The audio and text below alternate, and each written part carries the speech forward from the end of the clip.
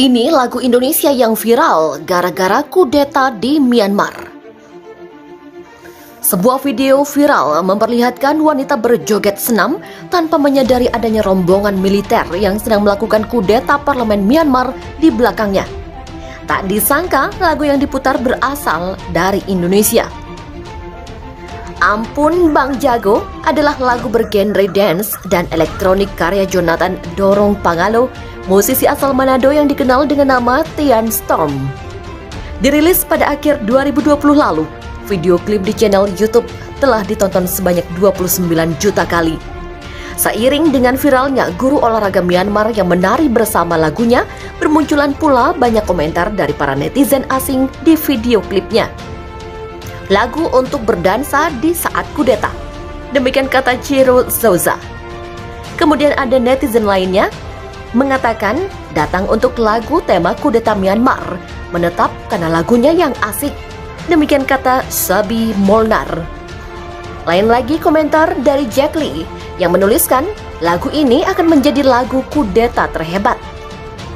Ini bukanlah pertama kalinya Ampun Bang Jago viral di media sosial. Lagu ini masuk ke dalam nominasi Viral Song of the Year TikTok Awards Indonesia 2020 pada Sabtu 30 Januari 2021 kemarin. Tanpa disangka, 2 hari kemudian lagu ini digunakan oleh seorang guru olahraga dalam joget senamnya di depan jalan menuju gedung parlemen Myanmar, di mana terlihat rombongan kendaraan militer yang sedang menjalani kudeta. Pada Senin 1 Februari 2021 dini hari, pemimpin Myanmar Aung San Suu Kyi beserta pejabat dari partai NLD lainnya ditangkap setelah sebelumnya militer mengklaim adanya kecurangan pemilu yang diadakan pada bulan November 2020 silam. Militer Myanmar telah mengambil alih kekuasaan dan menyatakan keadaan darurat setelah diadakan serangkaian penangkapan dini hari tersebut, setelah ketegangan meningkat antara pemerintah sipil dan militer pasca kemenangan telak partai NLD. Kudeta militer di Myanmar. Siapa Min Aung Hlaing, jenderal yang kini mengambil alih kekuasaan? Karir Min Aung Hlaing terus menanjak melalui militer Myanmar. Tetapi sebagai panglima tertinggi militer selama 1 dekade terakhir, ia juga memegang pengaruh politik yang signifikan sebelum kudeta. Ia berhasil mempertahankan pengaruhnya di Tatmadaw, jajaran militer di Myanmar, bahkan setelah Myanmar bertransisi menjadi negara demokrasi. Kendati begitu, ia mendapat kecaman dan sanksi internasional atas dugaan perannya dalam serangan militer terhadap etnis minoritas Rohingya.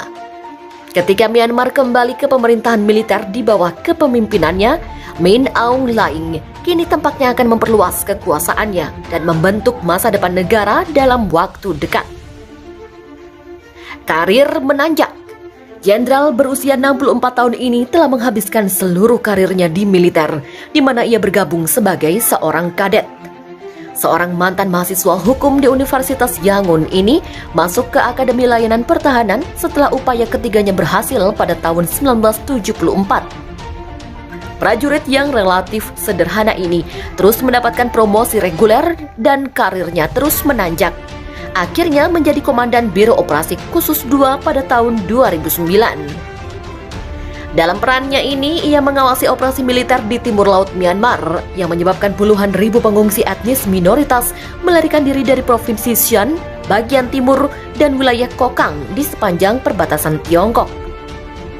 Terlepas dari tuduhan pembunuhan, pemerkosaan, dan pembakaran yang dilakukan pasukannya, karir Min Aung Hlaing terus naik. Pada Agustus 2010, ia menjadi Kepala Staf Gabungan. Kurang dari setahun kemudian, ia dipilih untuk jabatan tertinggi militer di depan jenderal yang lebih senior, menggantikan pemimpin lama Dan Sui sebagai panglima tertinggi pada Maret 2011 lalu. Ketika Min Aung Hlaing menjadi panglima militer, blogger dan penulis La Oo yang mengatakan bahwa mereka telah saling kenal di masa kanak-kanak, menggambarkannya sebagai pejuang yang tangguh dari tentara Myanmar yang brutal. Tetapi ia juga memanggilnya sarjana dan pria yang serius. Min Aung Hlaing memulai masa jabatannya sebagai panglima militer saat Myanmar melakukan transisi ke demokrasi pada tahun 2011 setelah beberapa dekade di bawah pemerintahan militer. Pengaruh politik dan kehadirannya di media sosial meningkat ketika Partai Pembangunan dan Solidaritas Persatuan atau USDP yang didukung oleh militer memimpin pemerintahan.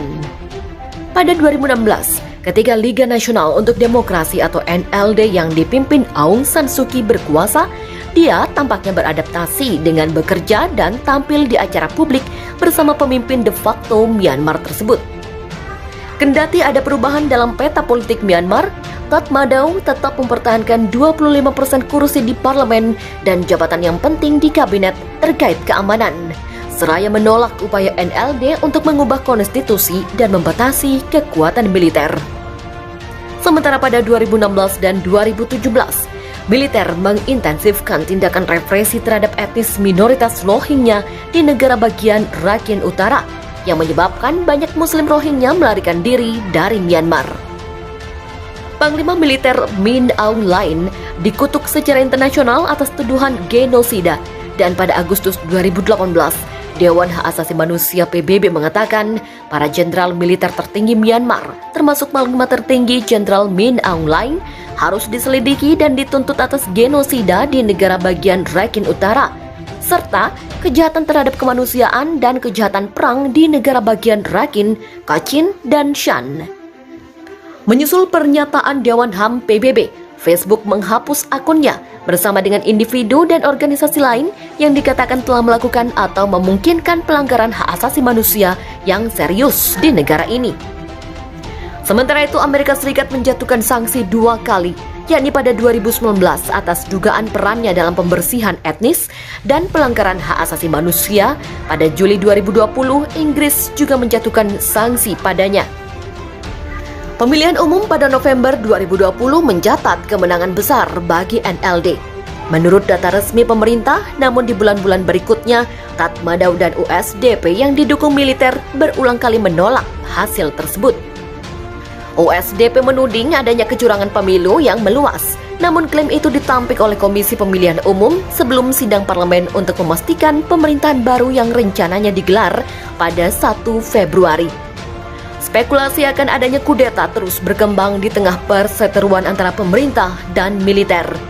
Pada 27 Januari, Min Aung Hlaing memperingatkan bahwa konstitusi akan dihapuskan jika tidak diikuti, mengutip contoh kudeta militer sebelumnya pada tahun 1962 dan 1988. Militer tampaknya membalikkan sikap ini pada 30 Januari dengan mengatakan bahwa media telah salah menafsirkan kata-kata pejabat militer tentang penghapusan konstitusi. Namun, Senin dini hari, Tatmadaw menahan Aung San Suu Kyi, Presiden Win Myint, dan para pemimpin senior lainnya. Mereka kemudian memberlakukan keadaan darurat selama setahun. Min Aung Hlaing mengambil alih semua kekuasaan negara untuk periode ini dalam kapasitasnya sebagai panglima tertinggi dan segera memprioritaskan dugaan kecurangan pemilu.